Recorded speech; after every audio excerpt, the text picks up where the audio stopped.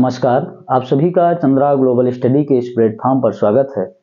साथियों, हम सब 2023 के रसायन विज्ञान के सेट 6 को हल कर रहे थे और जिसमें एक लास्ट क्वेश्चन नंबर 7 बचा था। तो आइए आज हम इस क्वेश्चन नंबर 7 को हल करते हैं। चलिए देखते हैं हम क्वेश्चन नंबर 7 के का को। क्वेश्चन नंबर 7 का कह रहा है, हैलोएल्केन में एकाणुक तथा द्विअणुक नाभिक रागी प्रतिस्थापन अभिक्रियाओं की क्रियाविधि का वर्णन कीजिए। यानी कि जो हैलोएल्केन में नाभिक स्नेही प्रतिस्थापन अभिक्रियाएं होती हैं उसको दो भागों में बांटा गया। एकाणुक नाभिक स्नेही प्रतिस्थापन अभिक्रिया जिसको हम कहते हैं SN1 टाइप रिएक्शन, और दूसरा कहा जाता है द्विअणुक नाभिक स्नेही प्रतिस्थापन अभिक्रिया, इसको शॉर्ट में कहा जाता है SN2 टाइप रिएक्शन। ठीक है, तो चलिए एक एक करके पढ़ते हैं दोनों के बारे में। तो पहला हेडिंग करेंगे हम द्विअणुक नाभिक स्नेही प्रतिस्थापन अभिक्रिया। पहला हेडिंग करें हम इसमें द्विअणुक नाभिक स्नेही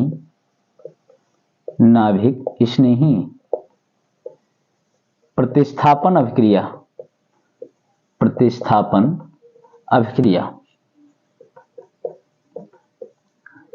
अभिक्रिया और यहां से ही करेंगे अभिक्रिया,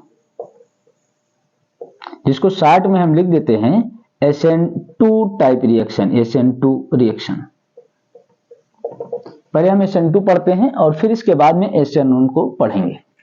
तो आपने ये हेडिंग कर लिया और चलिए अब इसी में हम पॉइंट वाइज करके एक एक बिंदुओं को लिखते जाते हैं।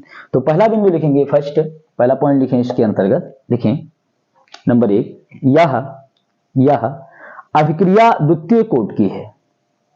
यह अभिक्रिया द्वितीय कोट की है, अर्थात इसमें अभिक्रिया का वेग दोनों अभिकारकों की सांद्रताओं पर निर्भर करता है। दोनों अभिकारकों की सांद्रताओं पर निर्भर करता है। ये आपका हो जाएगा पहला बिंदु। दूसरा पॉइंट लिखेंगे नंबर 2 करके लिखेंगे। सेकंड पॉइंट लिखें, यह एक पदीय अंग्रेजी में लिख लेंगे ब्रैकेट में मोनोस्टेप। यह एक पदीय अभिक्रिया है जिसमें मध्यवर्ती संक्रमण अवस्था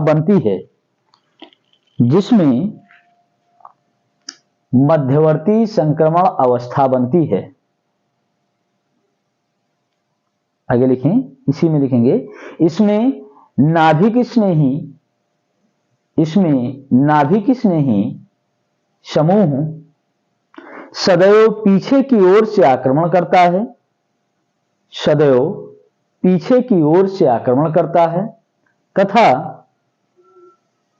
तथा निकलने वाला हाइड्रोजन समूह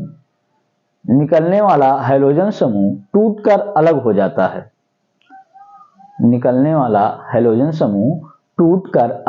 जाता है। अब देखेंगे कि किस तरह से इसका रिएक्शन होगा। तो यहां पर देखें, ये कोई होगा नाभिक स्नेही समूह जिसको हम Nu- से दिखाते हैं, और जब ये क्रिया करता है किससे, RH एल्किल हैलाइड से, तो ये पीछे से इसके आक्रमण करता है यहां से। तो होता क्या है, यहां पर ये एक संक्रमण अवस्था बन जाती है जिसमें ये न्यूक्लियोफाइल इस एल्किल समूह से जुड़ता है और ये यहां पर हाइड्रोजन होता है, इस पर ये माइनस चार्ज आ जाता है। ये होती है इसकी संक्रमण अवस्था। और फिर पुनः होता क्या है, क्योंकि इसकी ऊर्जा अत्यधिक होती है जिसके कारण ये न्यूक्लियोफाइल इस एल्किल समूह के साथ जुड़ जाता है और ये हाइड्रोजन समूह टूट करके अलग हो जाता है। तो ये हो जाएगा हमारा दूसरा स्टेप। तीसरा पॉइंट लिखेंगे इसी में नंबर 3। तीसरा बिंदु लिखें नंबर 3 लिखेंगे। तीसरे बिंदु में लिखो, इससे प्राप्त उत्पाद अणु का विन्यास आधार अणु से सदैव विपरीत होता है, अर्थात उल्टा होता है। सदैव विपरीत होता है अर्थात उल्टा होता है। इसे वाल्डन प्रतिलोपन, इसे वाल्डन प्रतिलोमन लिखेंगे, जिसे वाल्डन प्रतिलोमन, प्रतिलोमन या इसी को प्रतीपन के नाम से भी जानते हैं, प्रतीपन, वाल्डन प्रतिलोमन या प्रतीपन कहते हैं, या प्रतीपन कहते हैं। अब देखेंगे यहां ये किस तरह से रिएक्शन करता है और क्या होता है, कैसे पीछे से जुड़ता है। देखेंगे यहां ये Nu-, जब ये मान लीजिए कि कोई एल्किल हैलाइड है और ये एल्किल हैलाइड होगा तो इस तरह से इससे 3 बंध से कोई अन्य समूह जुड़े होंगे। जब ये क्रिया करता है तो पहले स्टेप में करता है कि ये पीछे से इसके जाकर के आक्रमण करता है, तो ये जो Nu- है ये इस कार्बन से यहां जुड़ता है और ये दोनों जो बांड यहां थे ऊपर हो गए और एक नीचे हो गए और ये यहां से हाइड्रोजन जुड़ जाता है।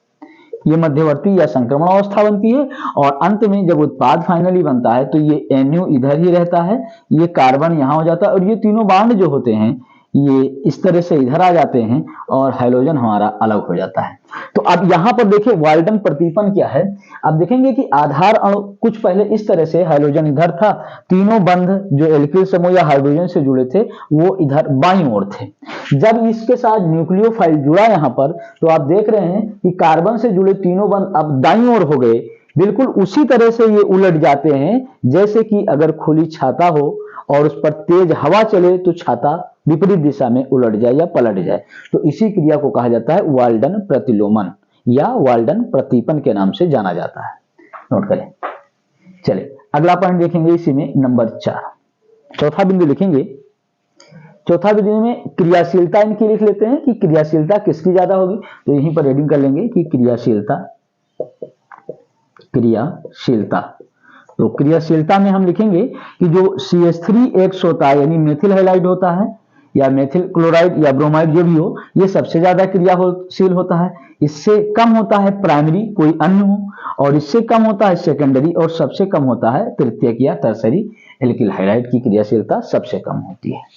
नंबर 5 लिखेंगे, 5वां पॉइंट नोट करें। लिखेंगे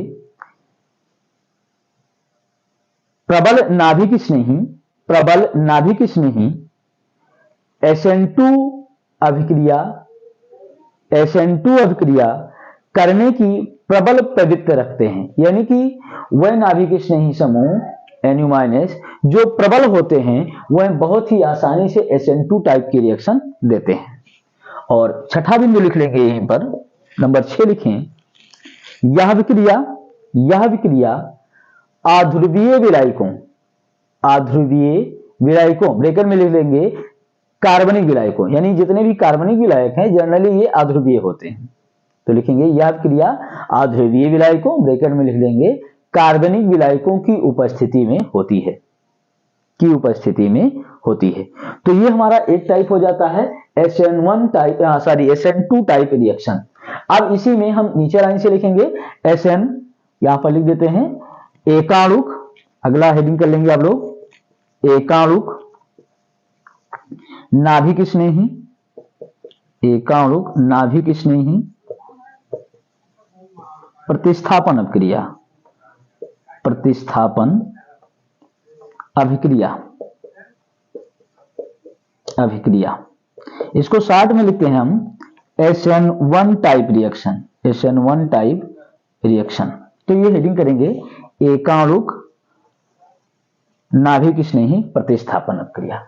और इस एकाणुक नाभिक स्नेही प्रतिस्थापन अभिक्रिया में पहला बिंदु नंबर 1 डाल करके लिखें यह अभिक्रिया प्रथम कोट की है, यह अभिक्रिया प्रथम कोट की है, अर्थात अभिक्रिया का वेग, अर्थात अभिक्रिया का वेग केवल एक अभिकारक अणु, केवल एक अभिकारक अणु ब्रैकेट में लिख लेंगे alkyl halide, alkyl halide bracket बंद करके आगे लिखें की सांद्रता पर निर्भर करता है, एल्किल हैलाइड की सांद्रता पर निर्भर करता है।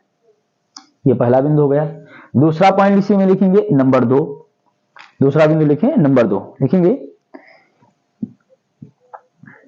यह द्विपदीय अभिक्रिया है, बाई स्टेप, यह द्विपदीय अभिक्रिया है। इसके प्रथम पद में देखो इसके प्रथम पद में एल्किल हैलाइड के अलग होने से, एल्किल हैलाइड के अलग होने से कार्बोकैटायन अर्थात कार्बोधनायन बनता है, कार्बोधनायन बनता है। तथा दूसरे पद में नाभिक स्नेही समूह के जुड़ने से, नाभिक स्नेही समूह के जुड़ने से उत्पाद प्राप्त होता है, उत्पाद प्राप्त होता है। देखें किस तरह से रिएक्शन होता है। यहां पहले स्टेप में बताया गया कि पहले स्टेप में इसका एल्किल हैलाइड से हाइड्रोजन परमाणु अलग होता है, तो ये एल्किल कार्बोकैटायन बना लेता है और ये हाइड्रोजन अलग हो जाता है। दूसरा स्टेप बता रहा है कि जो ये एल्किल कार्बोकैटायन बन रहा है, इसके साथ में नाभिक स्नेही समूह जुड़ता है और यहां से RNU हमारा ये उत्पाद प्राप्त हो जाता है। तो ये बताया गया कि ये 22 स्टेप द्विपदीय अभिक्रिया होती है। नोट करेंगे। फिर यहीं पर तीसरा बिंदु लिखें, नंबर 3, तीसरा पॉइंट लिखेंगे इसी में, नंबर 3 करके लिखें। इसके उत्पाद का विन्यास, इसके उत्पाद का विन्यास आधार अणु के समान होता है। यानी कि जिस तरह से SN2 टाइप में वाल्डन प्रतिलोमन हो रहा था, उस तरह से इसमें ऐसा कुछ नहीं होता है। जिस तरह से हमारा आधार अणु होता है, उसी तरह से हमें उत्पाद भी मिल जाता है, आधार अणु के समान होता है। और चौथा बिंदु लिखेंगे, नंबर 4, हेडिंग कर लेंगे क्रियाशीलता, क्रियाशीलता। तो यहां पर इसकी क्रियाशीलता कुछ अलग प्रकार की होती है, इसका उल्टा होता है। यानी इसमें जो तृतीयक एल्किल हैलाइड होता है वो सबसे ज्यादा सक्रिय होता है, उससे कम सेकेंडरी होता है, उससे कम प्राइमरी होता है और सबसे कम मेथिल हैलाइड होता है, सबसे कम होता है मेथिल हैलाइड। तो इस क्रम को आप नोट करेंगे। तो ये हो गए इसके 4 बिंदु और यहीं पर हम इसका 5वां बिंदु लिखेंगे, नंबर 5 लिखें। दुर्बल नाभिक स्नेही अभिकर्मक, दुर्बल नाभिक स्नेही अभिकर्मक यह अभिक्रिया प्रदर्शित करते हैं, यह अभिक्रिया प्रदर्शित करते हैं। और नंबर 6 करके लिखें, लिखेंगे ध्रुवीय विलायकों की उपस्थिति में, नंबर 6 लिखेंगे ध्रुवीय विलायकों की उपस्थिति में यह अभिक्रिया होती है। और ध्रुवीय विलायक कौन होंगे? जैसे कि जल, ब्रैकेट में लिख लें, जैसे जल, जैसे जल। तो यह था हमारा SN1 और SN2 टाइप रिएक्शन। अगर हम इसको शार्ट में देखना चाहें तो देख लें, एक लाइन में इसका रिवीजन यहां पर हम आपका करवा देते हैं।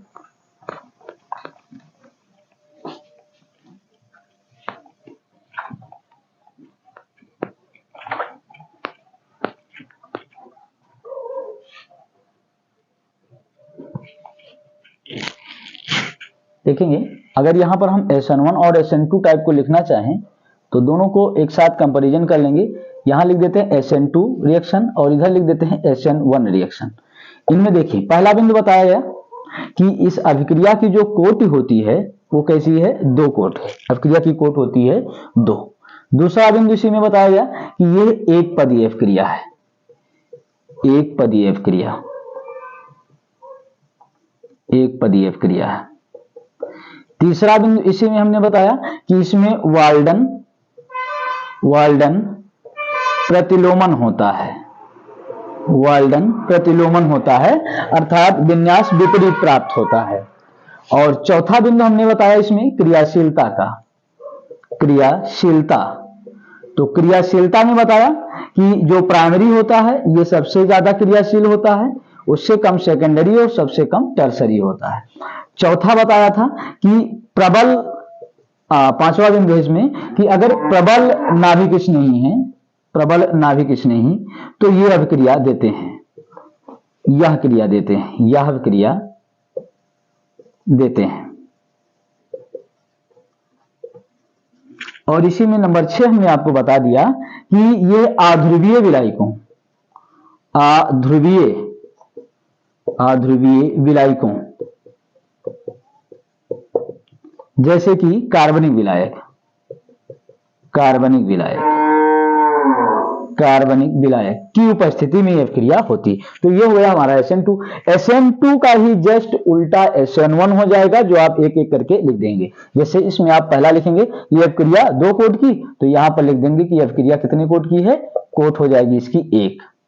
अब क्रिया होगी प्रथम कोट की। दूसरा बिंदु, यही एक पदीय, तो यहां पर आप लिखेंगे कि यह है द्विपदीय अपक्रिया, द्विपदीय अपक्रिया।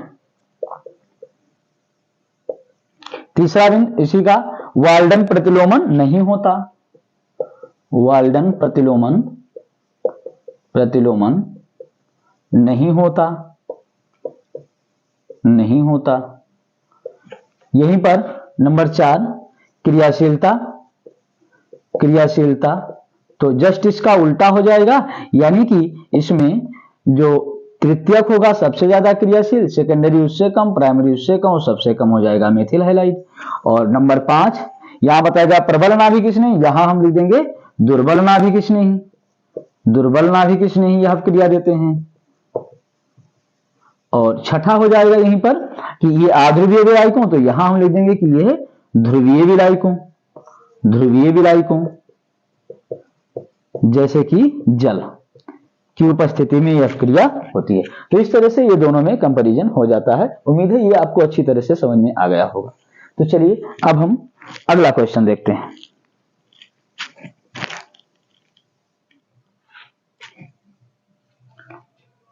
देखिए इसको याद करने के लिए एक और सिंपल सा ट्रिक समझें। ये SN1 और SN2 याद कैसे रखेंगे, तो आप सीधा सीधा याद रखें कि ये है SN1, SN1, तो आप ऐसे यहां पर याद रखें SN1 एक है, तो इसमें अभिक्रिया कितने पदीय है, तो द्विपदीय, तो यहां कर देंगे 2 द्विपदीय। और क्रियाशीलता किसकी सबसे ज्यादा है, तृतीयक की, तो 3, 1 2 3 करके इसको याद रखेंगे कि प्रथम को SN1 टाइप रिएक्शन है, तो इससे यह क्रिया 2 पदीय है और इसमें क्रियाशीलता तृतीयक की सबसे ज्यादा होती है। और जस्ट इसका उल्टा आप इधर कर देंगे SN2 में, तो ये भी आपको याद रहेगा। ठीक है, तो ये आपको समझ में आएगा। तो चलिए अब हम देखते हैं अगले प्रश्न को।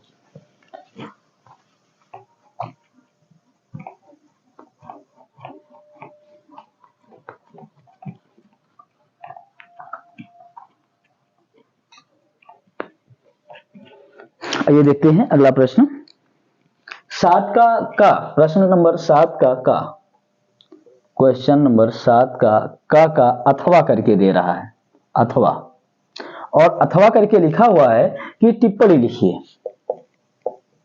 टिप्पणी लिखो।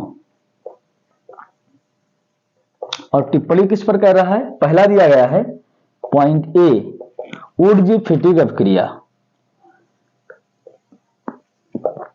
ऊर्जा फिटिंग अपक्रिया, ऊर्जा फिटिंग अपक्रिया, तो इसके बारे में लिखेंगे। टिप्पणी कह रहा है, तो सबसे पहले आप इसका ऊर्जा फिटिंग है, तो पहले लैंग्वेज लिखें। इसमें लिखें शुष्क ईथर की उपस्थिति में, शुष्क ईथर की उपस्थिति में एल्किल हैलाइड तथा एरिल हैलाइड, एल्किल हैलाइड तथा एरिल हैलाइड की सोडियम धातु के साथ क्रिया कराने पर, की सोडियम धातु के साथ क्रिया कराने पर एल्किल बेंजीन का बनना, एल्किल बेंजीन का बनना ऊर्जा फिटिंग अपक्रिया कहलाती है, ऊर्जा फिटिंग अपक्रिया कहलाती है। रिएक्शन देखेंगे, ये कह रहा है एल्किल हैलाइड, हम यहां पर ले लेते हैं कोई एल्किल हैलाइड, और एक हम ले लेते हैं एरिल हैलाइड। एरिल हैलाइड पर हम ले लेते हैं यहां पर क्लोरोबेंजीन, क्लोरोबेंजीन, और इसकी सोडियम धातु के साथ क्रिया कराते हैं, और यहां लिख लेते हैं हम CH3Cl, मेथिल क्लोराइड। उपस्थिति हो जाएगी शुष्क ईथर की, शुष्क ईथर। तो होता क्या, इसके और इसके क्लोरीन की सोडियम क्रिया करके NaCl बना लेता है, CH3 समूह यहां पर जुड़ जाता है, तो ये बना लेता है टॉलुइन, बना लेता है ये टॉलुइन या मेथिल बेंजीन +2 NaCl अलग हो जाता है। ये था हमारा ऊर्जा फिटिंग अपक्रिया। अगला इसी में दिया गया है फिटिंग अपक्रिया, पॉइंट बी है फिटिंग अपक्रिया, फिटिंग अपक्रिया। फिटिंग अप क्रिया। तो फिटिंग अप क्रिया में इसके बारे में लैंग्वेज लिखेंगे, लिखें देखो, शुष्क ईथर की उपस्थिति में, शुष्क ईथर की उपस्थिति में क्लोरोबेंजीन की सोडियम धातु से क्रिया कराने पर, क्लोरोबेंजीन की सोडियम धातु से क्रिया कराने पर बाईफेनिल या डाईफेनिल का बनना फिटिंग अभिक्रिया कहलाती है। रिएक्शन देखें, दो अणु लिख देते हैं, यहां पर क्लोरोबेंजीन के हैं और इसकी क्रिया करा देते हैं दो अणु सोडियम से, उपस्थिति वही रहेगी शुष्क ईथर। जब इसके साथ क्रिया कराते हैं तो ये बाईफेनिल बना लेता है। इस तरह से ये दो फेनिल समूह आपस में जुड़ जाते हैं, इसी को कहा जाता है डाई या बाईफेनिल, प्लस 2NaCl यहां से अलग हो जाता है, इसको कहते हैं डाईफेनिल या बाईफेनिल के नाम से इसको जाना जाता है। एक यहीं पर और लिख देंगे, आप देख लीजिए, ऊर्ज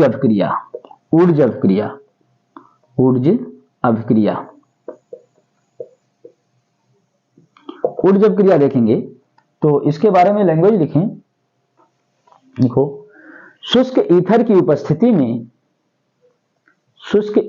उपस्थिति में एल्किल हैलाइड की सोडियम धातु से क्रिया कराने पर,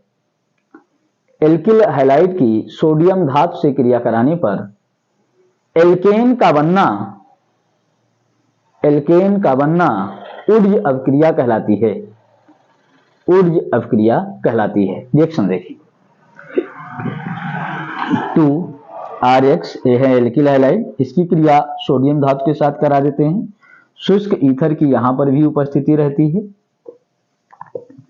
और ये दोनों जब रिएक्शन करते हैं तो दोनों एल्किल समूह एक साथ जुड़ जाते हैं और 2NaX अलग हो जाता है, ये हमारा प्राप्त होता है एल्केन। तो आप देखेंगे इन तीनों रिएक्शन को, एक है ऊर्ज अभिक्रिया, एक है ऊर्ज फिटिंग अभिक्रिया और एक है फिटिक अभिक्रिया। तीनों रिएक्शन में कॉमन चीजें, शुष्क ईथर की उपस्थिति में क्रिया हो रही है। ऊर्ज अभिक्रिया में दो एल्किल हैलाइड के अणु दो सोडियम से क्रिया करते हैं, एल्केन बना लेते हैं। ऊर्ज फिटिंग में आप देखेंगे कि एक एल्किल हैलाइड होता है, एक एरिल हैलाइड होता है और ये यहां पर क्या बनाते हैं, टॉलुइन बन जाता है। और फिटिक अभिक्रिया में दोनों एरिल हैलाइड होते हैं या क्लोरोबेंजीन होती है, तो हमें डाईफेनिल प्राप्त हो जाता है। तो ये एक जैसे तीनों रिएक्शन है, नोट करिए।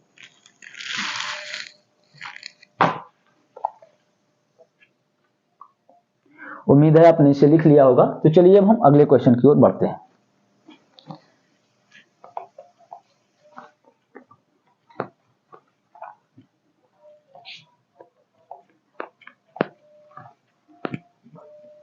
आइए देखते हैं अगला प्रश्न। अगला क्वेश्चन है क्वेश्चन नंबर 7 का खा। क्वेश्चन नंबर 7 का खा और खा में कह रहा है कि संक्षिप्त टिप्पणी लिखिए। टिप्पणी लिखो, किस पर लिखना है चलिए देखते हैं। पहला दिया गया है इसमें, फर्स्ट ईटार्ड अभिक्रिया। ईटार्ड अभिक्रिया।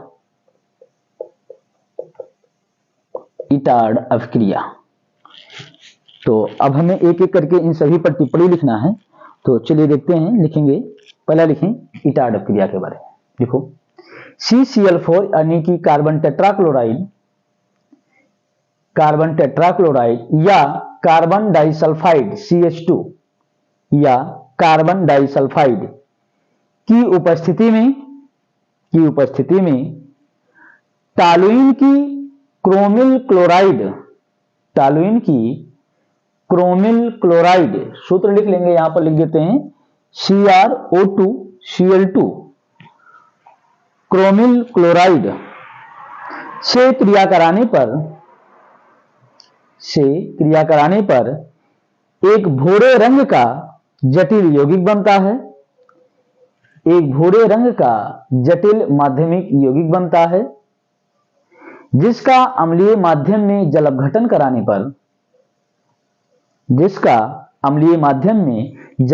कराने पर बेंजल्डिहाइड प्राप्त होता है। अम्लीय माध्यम में जल अपघटन कराने पर बेंजल्डिहाइड प्राप्त होता है। रिएक्शन देखें, रिएक्शन बताया गया कि टॉलुइन है CH3, दोनों स्टेप हम एक साथ लिख देते हैं। फर्स्ट स्टेप में कह रहा है कि हम इसकी CrO2Cl2 से क्रिया कराते हैं, कार्बन डाइसल्फाइड या CCl4 की उपस्थिति होती है यहाँ पर, और फिर तो एक माध्यमिक यौगिक बनेगा। और सेकंड स्टेप में कह रहा है कि इसका अम्लीय माध्यम में हम करा देंगे जल अपघटन, तो प्राप्त हो जाएगा हमें बेंजल्डिहाइड, बेंजल्डिहाइड CHO। नोट करिए, बेंजल्डिहाइड नोट करेंगे। ये था पहला। दूसरा क्वेश्चन दिया गया है इसी में, गाटरमान कोच अपक्रिया। सेकंड है गाटरमान कोच अभिक्रिया, गाटरमान कोच अभिक्रिया। तो चलिए इसके बारे में लिखते हैं, गाटरमान कोच अपक्रिया के बारे में लिखें। निर्जल एल्युमिनियम क्लोराइड, निर्जल एल्युमिनियम क्लोराइड या क्यूप्रस क्लोराइड की उपस्थिति में, या क्यूप्रस क्लोराइड की उपस्थिति में बेंजीन की कार्बन मोनोऑक्साइड यानी CO, कार्बन मोनोऑक्साइड तथा HCl गैस के मिश्रण, HCl गैस के मिश्रण से अभिक्रिया कराने पर बेंजल्डिहाइड प्राप्त होता है, बेंजल्डिहाइड प्राप्त होता है। रिएक्शन देखें, बेंजीन की क्रिया करा रहे हैं, कार्बन मोनोऑक्साइड और HCl गैस की उपस्थिति में क्रिया हो रही है। यहां बताया गया निर्जल एल्युमिनियम क्लोराइड AlCl3 या फिर Cu2Cl2 की उपस्थिति में यह क्रिया होती है। तो ये जो यहाँ पर CO समूह है, यह बेंजीन रिंग के कार्बन के साथ में जुड़ जाता है और ये HCl अलग होता है, यही होता है हमारा बेंजल्डिहाइड, बेंजल्डिहाइड कहलाता है गाटरमान कोच रिएक्शन। चलिए देखते हैं अगला क्वेश्चन नंबर 3। इसी में क्वेश्चन नंबर 3 दिया गया है इसी में अगला, कैनिजारो अपक्रिया। तो हेडिंग करेंगे कैनिजारो अपक्रिया, कैनिजारो अपक्रिया लिखें इसके बारे में। लिखिए, वह एल्डिहाइड जिनमें अल्फा हाइड्रोजन नहीं पाया जाता, जिनमें अल्फा हाइड्रोजन नहीं पाया जाता, उनकी 50% सांद्र NaOH, 50% सांद्र NaOH से क्रिया कराने पर असमानुपातन अपक्रिया होती है, असमानुपातन अपक्रिया होती है, जिसके फलस्वरूप एल्डिहाइड का एक अणु ऑक्सीकृत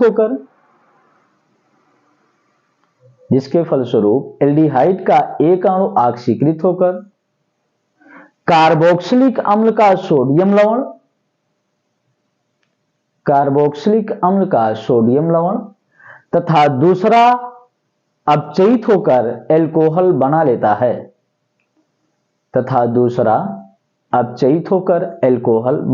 है, तो देखें यहां पर एक बात कहा गया कि ऐसे एल्डिहाइड जिनमें अल्फा हाइड्रोजन नहीं पाया जाता, तो इस तरह से केवल 2 ही एल्डिहाइड मिलेंगे, एक तो फॉर्मेल्डिहाइड मिलेगा या फिर दूसरा बेंजल्डिहाइड होगा। तो चलिए किसी एक का हम रिएक्शन यहां पर दिखा देते हैं।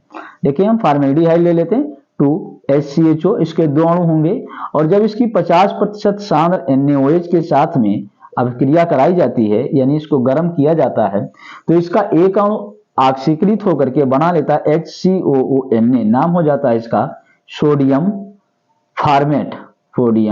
फॉर्मेट, यह एक अणु ऑक्सीकृत होता है और दूसरा अणु अपचयित होकर बना लेता है मेथिल अल्कोहल, तो ये होता है कैनिजारो अपक्रिया। आइए इसी में अगला दिया गया है क्वेश्चन नंबर 4, ये है एल्डोल संघनन। हेडिंग करेंगे एल्डोल संघनन, एल्डोल संघनन। तो एल्डोल संघनन के बारे में लिखें वह एल्डिहाइड या कीटोन जिनमें अल्फा हाइड्रोजन पाया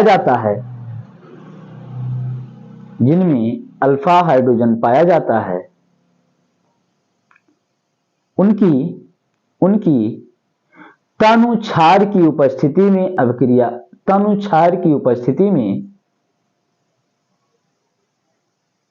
फिर से देखेंगे, वह तनु क्षार की उपस्थिति में संघनित होकर क्रमशः एल्डोल तथा कीटोल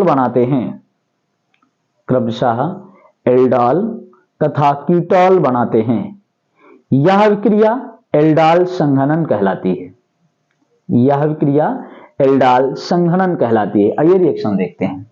देखिए यहां पर बता रहा है कि दो अणु ऐसे जिसमें अल्फा हाइड्रोजन पाया जाए। तो देखो एक हम ले लेते हैं CH3CHO और एक अणु और इसी का ले लें CH3CHO। इनमें आप देखेंगे कि अल्फा हाइड्रोजन उपस्थित है। जब तनु NaOH की उपस्थिति में इनकी क्रिया कराई जाती है, ये डाइल्यूट होगा, तो यहां पर देखेंगे इसके OH समूह से ये हाइड्रोक्सी समूह में परिवर्तित, ये हो जाएगा CH और ये होगा OH और इसके एक बांड से ये बन जाएगा CH2CHO। इसी को कहते हैं, अगर इसका IUPAC आप नाम लिखेंगे तो 1 2 3 नाम हो जाएगा 3 हाइड्रोक्सी और ब्यूटेनल। ये है क्या? एल्डोल। और अगर यही कीटोन के साथ यानी हम एसीटोन से क्रिया दिखा दें, CH3CO CH3, एक और अणु CH3CO CH3, और अगर इसकी तनु NaOH के साथ अब क्रिया दिखाई जाए, तनु NaOH, तब ये बनाता है CH3COH CH3 CH2CO CH3। इसका नाम हो जाएगा 1 2 3 4, तो 4 रहेगा तो यहां पर नाम हो जाएगा 4 हाइड्रोक्सी 4 मेथिल 2 2 4 1 5, तो ये हो जाएगा पेंटेन 2 ऑन। ये है क्या? एक प्रकार का ये कीटोल है, कीटोल। नोट करेंगे इसको।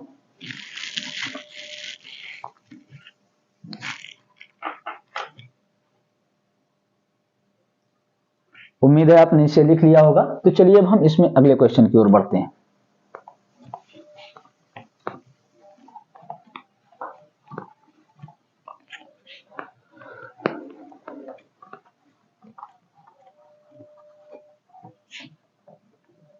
क्वेश्चन नंबर 7 खा का अथवा करके दिया गया है और अथवा में कह रहा है कि क्या होता है जब, और कहता है केवल रासायनिक समीकरण लिखिए। तो पहला इसमें दिया गया है क्या होता है जब, यहां लिख देते हैं क्या होता है जब। पहला है एस्टल्डिहाइड की क्रिया टालन अभिकर्मक से होती है। एसिटल्डिहाइड की क्रिया टालन अभिकर्मक से होती है, टालन अभिकर्मक से होती है।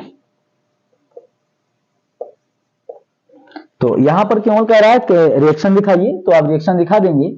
एस्टल्डिहाइड CH3CHO, जब इसकी टालन अभिकर्मक, तो जब भी हम टालन अभिकर्मक से क्रिया करते तो Ag2O से क्रिया दिखा देते हैं। यही होता है हमारा टालन अभिकर्मक।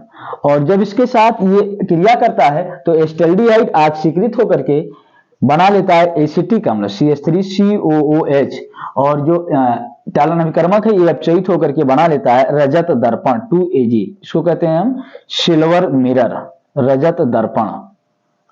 ये हो जाएगा पहला। दूसरा इसी में कह रहा है, क्वेश्चन दूसरा है फॉर्मेल्डिहाइड की क्रिया NaOH के साथ होती है। फॉर्मेल्डिहाइड की क्रिया NaOH से होती है।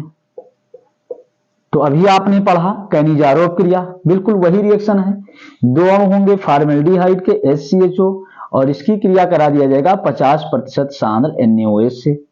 ये 50% सांद्र होगा। जब इसकी क्रिया होती है तो एक अणु इसका ऑक्सीकृत होकर के बना लेता है सोडियम फॉर्मेट और दूसरा अणु अपचयित होकर के बना लेता है मेथिल एल्कोहल।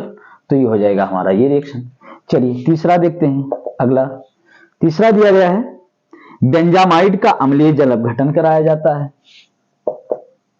बेंजामाइड का अम्लीय जल अपघटन कराया जाता है। जल अपघटन कराने पर तो देखेंगे ये होता है C6H5CONH2, ये होता है बेंजामाइड। और जब हम इसका अम्लीय माध्यम में जल अपघटन करा देते हैं, H+ की उपस्थिति में H2O से क्रिया हो जाती है, तो ये हमारा बना लेता है बेंजोइक अम्ल C6H5COOH बेंजोइक अम्ल और प्लस NH3 अमोनिया अलग हो जाती है, बन जाता है ये बेंजोइक एसिड। यहां पर नाम लिख देंगे आप सोडियम फॉर्मेट और इसको लिख देंगे मेथिल एल्कोहल। तो इस तरह से हमारा यह सेट भी पूरी तरह से आज कंप्लीट हुआ। अब इस 2023 का मात्र एक सेट बच रहा है, सेट नंबर 7, उसको अगली कक्षाओं में हम हल करेंगे। तो उम्मीद है ये क्वेश्चन आपको अच्छी तरह से समझ में आए होंगे। तो तब तक के लिए आप सभी अपना ख्याल रखें। जय हिंद, धन्यवाद।